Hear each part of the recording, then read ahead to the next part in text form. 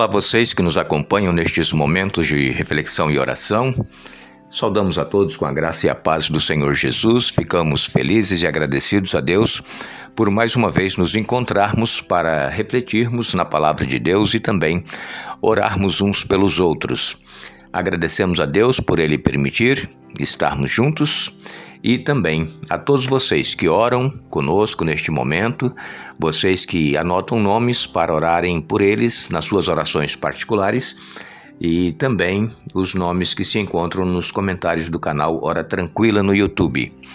Vamos fazer uma reflexão na palavra de Deus. Hoje está em 1 Reis, capítulo 22, verso 5, diz assim: Disse mais Josafá ao rei de Israel: consulta primeiro a palavra do Senhor. Esta narrativa de 1 Reis, capítulo 22, é uma das mais estranhas que nós temos na Bíblia. O contexto desta narrativa é uma guerra que havia entre os Sírio-Efraimitas, que naquele momento estavam em trégua por 3 anos. Ao longo do conflito, o reino do norte, o reino de Israel, havia perdido várias de suas cidades para a Síria. Acabe, que era o rei de Israel, o reino do norte, ele decide então resgatar Ramote-Gileade, uma das cidades perdidas neste conflito. Acabe, ele visita Josafá, que era o rei de Judá, conhecido como Reino do Sul, e o convida para participar deste projeto de tomar a cidade Ramote-Gileade. Aqui nesse verso, 1 Reis 22, 5, Josafá decide que era necessário antes consultar o Senhor. Acabe, ele temendo que um profeta de Deus pudesse dizer algo para desencorajar a aliança, ele convida então 400 de seus profetas, que ele tinha certeza seriam favoráveis a esta união entre Josafá, que era o rei de Judá, e Acabe, que era o rei de Israel. Mas vemos que Josafá, ele não se impressionou com este circo criado pelos falsos profetas, porque eles disseram: não há aqui ainda algum profeta do Senhor para o consultarmos.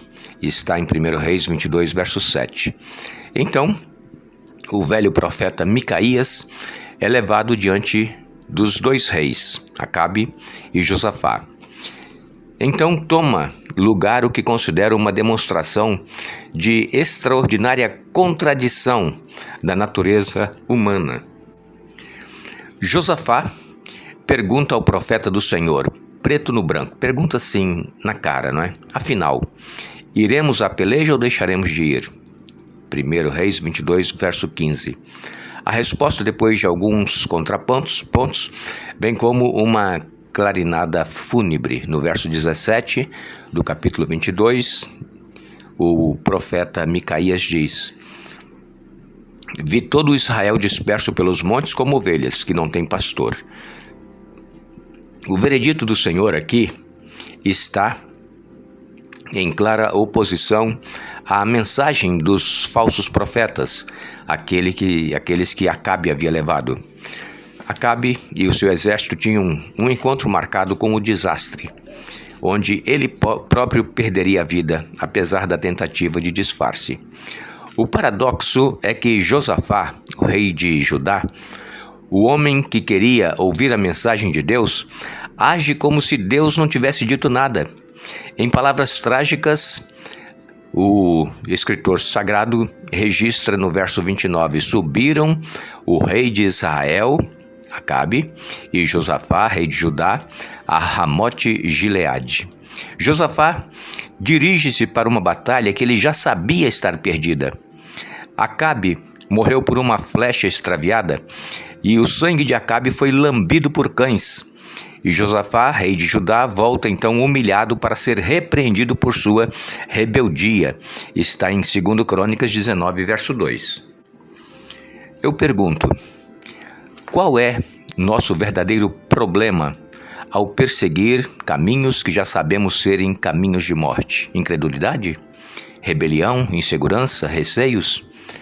Estaria você hoje com os sintomas da síndrome de Josafá, pensando em contrariar a luz que já tem sobre determinada questão e como o rei de Judá sabendo uma coisa, mas fazendo outra? A história não está do lado da desobediência. Quando desobedecemos voluntariamente, também colhemos os resultados. Josafá, ele ouviu do próprio profeta Micaías dizendo que ele havia visto todo Israel disperso pelos montes como ovelhas que não têm pastor. Quer dizer, Israel, que era o reino do norte, onde Acabe era o rei, eles seriam derrotados. Mas mesmo assim, contrariando a palavra de Deus, Josafá foi juntamente com Acabe para a guerra e voltou humilhado. Como temos agido, irmãos, amigos, amigas e irmãs, em nossa vida espiritual? Temos ouvido a voz de Deus e obedecido, feito aquilo que Ele requer de cada um de nós? Às vezes nós já conhecemos o que Deus quer, mas nós ainda queremos consultar a Deus, como fez Balaão naquela ocasião com o rei Balaque, que queria amaldiçoar o povo de Deus. Balaão, de olho nos presentes que havia sido enviado para ele, ele sabia que Deus não iria amaldiçoar o povo, mas ele insistiu. Às vezes, irmãos, nós temos sido fracassados em todos os aspectos da nossa vida porque nós conhecemos a vontade de Deus, mas queremos seguir o nosso caminho. Nós não obedecemos. Então precisamos ter sempre em mente que a história mostra que a verdade ou o caminho certo não está do lado da desobediência. E quando nós desobedecemos voluntariamente, nós vamos colher os resultados. Que Deus nos abençoe, que Deus nos ajude a viver os princípios bíblicos em nossa vida, as verdades da palavra de Deus, e não procurar desculpas, subterfúgios para não obedecer, para não fazer a vontade de Deus. Nós iremos orar, convidamos a todos para que orem conosco, vamos abrir o coração a Deus, estaremos aqui apresentando nomes que nos são enviados, pedindo orações, e vocês também aí abrindo o coração, falando com Deus, deixando Deus agir em sua vida.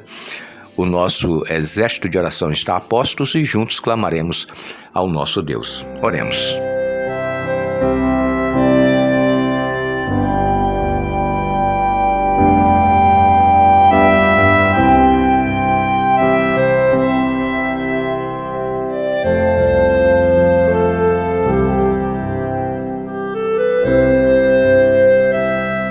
Eterno Deus e Pai que estás nos céus, humildemente nos encontramos diante da Tua presença, agradecidos por tudo quanto tens feito por cada um de nós. Te damos graças, Pai, pela vida, pela saúde, pelos livramentos, pelas provisões que tem feito para cada um de nós, abrindo portas, Pai, e mostrando soluções para problemas que nós temos. Nós agradecemos, Pai, porque Tu és um Deus presente, um Deus que nos ouve, um Deus que quer o nosso melhor. Mas em contrapartida, nós precisamos também estar prontos a ouvir a Tua voz e obedecer, fazer a Tua vontade em nossa vida. Temos falhado, Pai, temos, às vezes, seguido por outros caminhos, tomado decisões contrárias à Tua vontade. Tenhas misericórdia de nós, Pai, perdoa os nossos pecados, aumenta-nos a fé em Ti, ajuda-nos a permanecermos firmes naquilo que Tu queres de cada um de nós. Neste momento queremos agradecer por todos aqueles que estão orando conosco, centenas e centenas de pessoas oram conosco a cada dia, apresentam a Ti as suas necessidades, suas lutas, seus problemas, as suas ansiedades, também os desejos do seu coração. Ó Pai, conceda as bênçãos conforme for a Tua santa vontade. Queremos também pedir aqui uma bênção especial para Eva Gomes. Ela está pedindo também que Tu estejas com Eduardo Camargo e Terezinha Gomes. Tu sabes as necessidades deles. José Célio de Araújo está pedindo por todos os pastores que tu estejas abençoando e também mostrando o que tu requeres, o que tu queres de cada um deles, dos pastores, e que sejam fiéis a ti, Pai. Rosinéia Silva Peixoto, ela tem vontade de morar afastada de cidades grandes e mais para o interior, mas ela não tem condições. Ela peça que tu estejas com ela, abençoando-a, e se for da tua vontade, que se cumpra esse desejo da Rosinéia. Daniel Nunes pedindo por ele, pela esposa Aparecida, pede por bênçãos em suas vidas, por cura, também pede pelos sobrinhos e pelas sobrinhas. Eliseu Fensky e a esposa Geni tem problemas de saúde, pede que tu estejas com eles também, ajudando-os nestes momentos que eles passam. Adilson Dias pede pela liderança e membros da Igreja Adventista de Jardim Emília, lá em Jacareí, São Paulo. Elizabeth Rocha pedindo pela conversão de Leonço Glauci Antunes Gomes, também Hanatan da Rocha Floriano, Mateus Kramer, Eduardo Kramer, Kathleen Oliveira, Paulo Josué e todos os jovens afastados do caminho que devem seguir. Maria Silva precisa passar por uma cirurgia no quadril e está demorando. Ela pede que tu abençoes para que saia logo esta data para ela fazer a cirurgia. Também Marilena Cunha de Almeida pede por Carlos, que é irmão da sua patroa, ele tem câncer. Luli Leffler pede pelo filho Luciano e também pelo Joacir. Joacir está enfermo, tu sabes, problemas de câncer. Estejas com eles, Pai, fortaleça-os de vitórias. Também nós temos o pedido em favor de Josélia Silva. Ela pede por sua vida espiritual e financeira. A nossa irmã Olga continua pedindo, Pai, que tu estejas com ela, abençoando-a, fortalecendo-a, especialmente nestes últimos meses que ela tem sofrido com a internação de seu filho, Flávio Rosalém, e está em coma já há mais de 6 meses. Tenha misericórdia, Pai, e se for da tua vontade, ele tenha a sua saúde restaurada e que também a irmã Olga, ela se mantenha confiante em ti e na certeza de que tu tens o melhor para cada um de nós. Ó Pai, nós queremos te agradecer e pedir que perdoe os nossos pecados. Nos ajude para que possamos estar sempre prontos a ouvir a tua voz e fazer a tua vontade. Nós pedimos e agradecemos em nome de Jesus. Amém.